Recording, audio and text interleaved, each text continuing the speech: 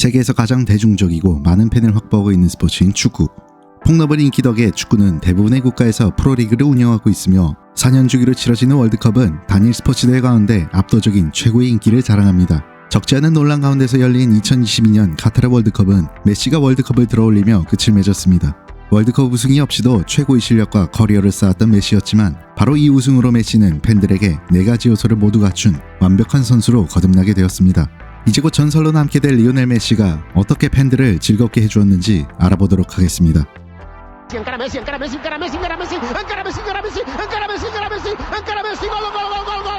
축구가 다른 스포츠에 비해 비교적 키의 중요성이 낮다고 하지만 선수끼리 직접 부딪히는 거친 몸싸움이 허용되기 때문에 기본적인 체격은 중요한 요소입니다. 어렸을 적부터 키가 워낙 작았던 메시는 천부적인 재능에 자신만의 방법을 더해 확실한 본인의 스타일을 창조했습니다. 최대한 공을 띄우지 않으면서 순식간에 방향 전환을 하는 자신만의 스타일을 만들어낸 것이죠. 작은 체구와 독특한 드리블 스타일 덕에 라뿔가라는 별명을 얻기도 했는데요. 어린 시절부터 갈고 닦은 이 드리블 스킬은 경험이 쌓여가며 점점 막을 수 없는 지경에 이르렀고 19살에 그가 선보인 이 드리블, 모든 수비수를 추풍낙엽처럼 쓰러뜨린 이 드리블은 전세계 축구 팬들에게 엄청난 쾌감과 충격을 선사했습니다. 하지만 메시가 단지 드리블만 좋은 선수였다면 축구사에 큰 발자취를 남길 수 없었을 겁니다. 메시는 동료를 활용한 2대1 패스, 중거리 슛, 넓은 시야를 바탕으로 한 창조적인 패스, 그리고 기술뿐 아니라 투지까지 갖추며 상대 수비와 감독에게는 공포의 대상이 되었습니다. 또한 20대 중반부터는 경기 조율과 직접 프리킥 능력까지 장착하면서 단 한 가지 헤더 능력만을 제외한 모든 공격력 측면에 있어서 전세계 최고의 기량을 선보였습니다.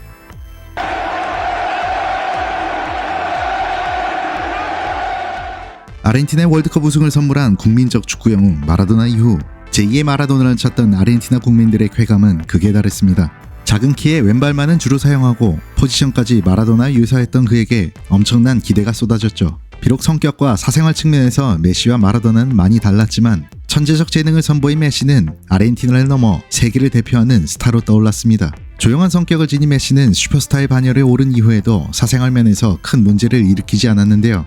아르헨티나에서 소꿉친구로 함께했던 안토넬라 로쿠조와 결혼하며 안정적인 가정을 꾸린 그는 휴식 시간에는 주로 아이들과 함께 시간을 보내는 가정적인 모습을 보여주며 모범적인 선수 생활을 이어나갔습니다. 메시를 향한 팬들의 사랑은 정말 엄청났는데요. 바르셀로나가 재정 악화로 인해 결국 메시와 재계약을 하지 않았던 2021년 한 선수를 위해 시위까지 함은 물론 경기장 밖에서 목 놓아 우는 팬들의 모습까지 포착되었고 수개월을 끌었던 그의 이적 여부는 전세계 스포츠 미디어가 앞다투어 다루는 주제였습니다. 그리고 새롭게 입단한 파리 생제르맹에서도 가공한 인기를 선보였는데요. PSG의 홈 경기장에서 메시가 첫 인사를 하는 자리에 경기장 안팎은 팬들로 가득 찼고 메시의 높은 연봉이 부담이 되지 않는지 질문을 한 기자에게 PSG의 단장은 메시의 유니폼 판매 실적만으로도 이미 게임은 끝났다는 답을 하며 회심의 미소를 날리기도 했죠. 메시는 PSG 이적 이후 단 하루 만에 약 1,200억 원에 달하는 유니폼 판매고를 올렸고 PSG의 구단 가치와 프랑스 리그의 가치까지 상승시켜주는 엄청난 위력을 보여줬습니다. And the debate can rage on if you like.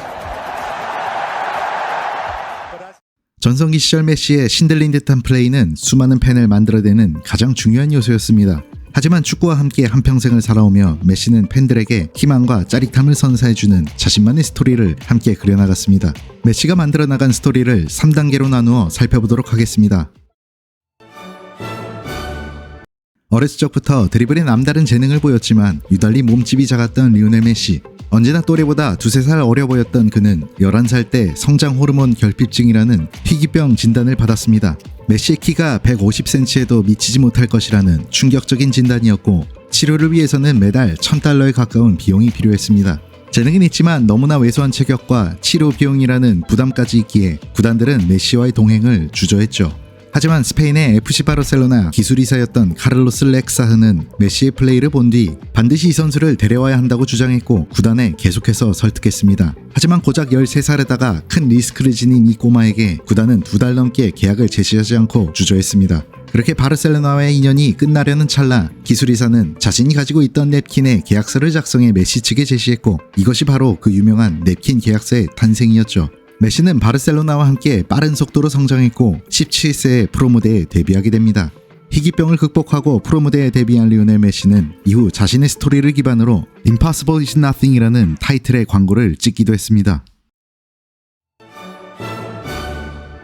메시가 바르셀로나에서 세계 최고의 선수로 거듭나고 있을 무렵 또 한 명의 선수가 바다 건너 잉글랜드 무대를 제패하고 있었습니다. 메시보다 2살 많은 포르투갈 국적의 크리스티아노 호날두. 07-08 시즌 챔피언스 리그 4강에서 맨체스터 유나이티드와 바르셀로나 소속으로 처음 맞대결을 펼친 둘은 비록 골은 기록하지 못했으나 둘 다 뛰어난 활약으로 10년 이상 이어질 메호대전에 서막을 알렸습니다. 메시의 바르셀로나를 꺾은 뒤 챔피언스리그 우승과 함께 첫 발롱도르까지 수상하며 호날두는 월드스타로 부상합니다. 08-09 시즌 챔피언스리그 결승에서 다시 만난 두 팀.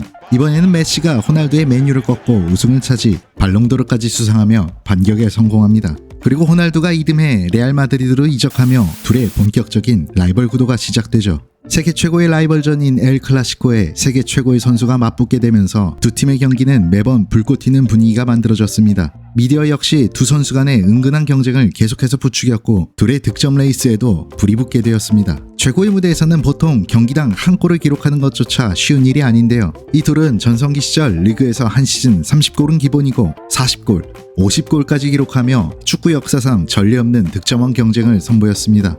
믿기지 않는 활약을 선보인 둘은 2008년부터 2017년까지 무려 10년간 세계 최고의 선수에게 주어지는 발롱도르를 독식했습니다. 그리고 정말 각본을 짜놓은 것처럼 둘의 발롱도르 숫자는 정확하게 5대5였죠. 메시와 호날두를 제외한 별도의 상을 따로 만들어야 한다는 농담이 나왔을 만큼 둘은 10년이 넘는 세월 동안 축구사에 다시 나오기 힘든 최고의 활약으로 스페인 리그를 넘어 세계 축구 역사에 남을 스토리를 써내려가며 축구 팬들을 즐겁게 해줬습니다.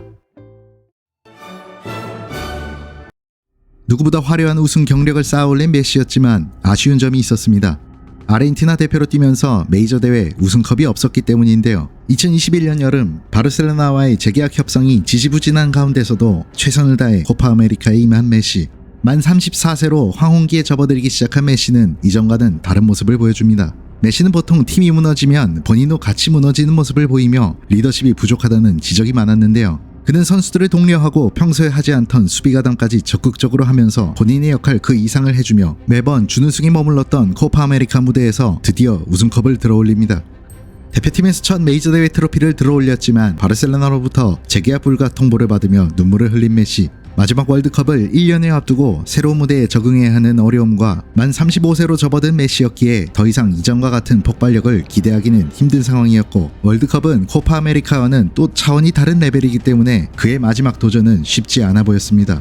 그리고 첫 경기 사우디전에서 충격의 패배를 당하며 조별리그 탈락 위기에 몰리게 되었죠. 하지만 메시의 마지막 월드컵을 이렇게 끝낼 수 없다는 동료들의 의지가 타오르기 시작했는데요. 멕시코와 폴란드를 모두 2대0으로 격파한 아르헨티나는 중원의 데파울과 엔소 페르난데스 그리고 공격수 훌리안 알바레스가 미친듯이 뛰어다니며 팀의 에너지를 불어넣었고 메시 역시 최고의 활약을 보여주며 팀을 결승까지 견인합니다.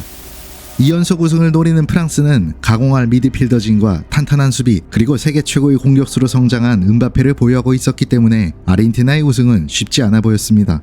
100년이 넘는 월드컵 역사에서 가장 짜릿한 결승 무대를 선보인 아르헨티나와 프랑스. 연장까지 가는 혈투를 벌였지만 3대3 동점으로 끝이 났고 결국 승부차기로 양팀의 운명은 갈리게 되었습니다. 앞선 4번의 월드컵에서 언제나 눈물을 흘려야 했던 메시는 마침내 월드컵 트로피를 들어올리게 되었죠. 대표팀에서 약하다는 꼬리표를 떼어남과 동시에 세계 스포츠 역사에 남을 최고의 서사를 작성한 메시. 전세계 축구팬의 짜릿함을 선물함과 동시에 마무리되지 않았던 호날두와의 대전에 마침표를 찍는 순간이었습니다.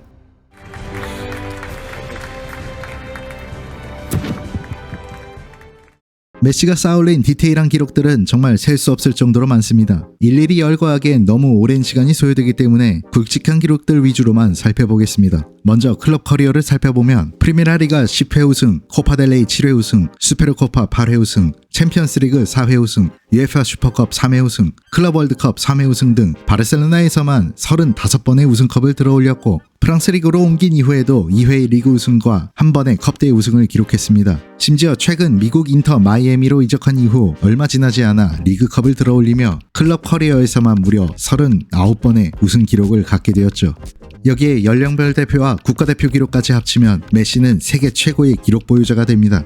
18세의 나이로 참가한 U20 월드컵에서 우승을 차지했고 21세의 나이로 참가한 2008 베이징 올림픽에서도 금메달을 목에 걸었으며 2021년 코파 아메리카 우승 그리고 2022년 5번의 도전 끝에 기어코 월드컵을 들어올리며 연령별 대표를 포함해 자신이 참여한 모든 대회에서 우승컵을 들어올린 말도 안 되는 기록을 세웠습니다. 코파 아메리카 우승팀과 유로 대회 우승팀끼리 주인공을 가린 피날리시마까지 포함하면 메시는 커리어 통산 44개의 우승 트로피로 43개였던 브라질의 다니 알베스를 제치고 축구 역사상 가장 많은 트로피를 들어올린 선수로 남게 되었습니다.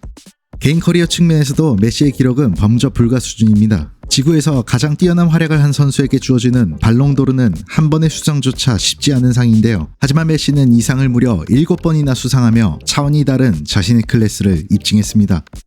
세부적인 기록면에서도 메시는 일반적인 상식을 벗어난 기록들을 가지고 있습니다. 바르셀로나 소속으로 리그에서만 474골, 기타 대회 포함 통산 672골이라는 사기에 가까운 스탯을 찍었고 5년 연속 프리메라리가 득점왕, 2011-2012 시즌에는 리그에서만 50골과 16개의 어시스트로 무려 66개의 공격 포인트를 기록하는 보면서도 믿을 수 없는 기록들을 남겼습니다. 또한 메시가 25세였던 2012년에는 클럽과 국가대표 경기를 통틀어 68경기 91골 23도움이라는 1년간 114개의 공격 포인트로 비디오 게임에서조차 구현하기 힘든 미친 스탯을 남기기도 했습니다.